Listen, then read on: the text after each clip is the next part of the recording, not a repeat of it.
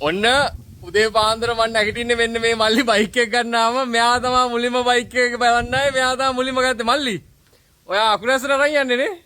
ඔන්න එන අකුරැසට පල්සරයක් කරන් යනවා මේ මල්ලි සතුටුයිද? මේ අම්මා නේද අරන් දුන්නේ බයික් එක. මේ අම්මට thank you කියලා කියන්නේ නැද්ද?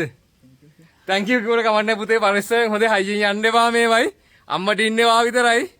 මේ තමයි මේ බයික් එක ගන්න දෙවනියට ආපු කට්ටිය ඒ කට්ටිය ගන්න බැරි වුණා මේ කට්ටිය ගත්ත හින්දා අපි අහලා බලමු මේ ගන්න බැරුණා අයියලගේ අයියේ මේ බයික් එක කොහමද බඩු සුපිරි සුපිරි නේ දැන් මේගොල්ලෝ ගත්තේ නැත්නම් ඔයා ගන්නවද මේ බයික් එක අනිවාර්යෙන් ගන්නවානේ ඉතින් වීඩියෝ කිව්වා වගේමයි නේ අනිවාර්යෙන් ඉතින් අර කොල්ල තුන්දෙනා උදේ පාන්දර ආවා ඉතින් වාසනාවන්ත කොල්ල තුන්දෙනේ සහ ඒ ළමයි කිසිම දෙයක් බයික් ගැන දන්නේ නැහැ මගෙන් ගත්ත හින්දා හොඳයි සමහරක් විට මේ වෙන තැනකින් ගත්තා නම් හරි අමාරුවක වැටෙන්න තිබුණා.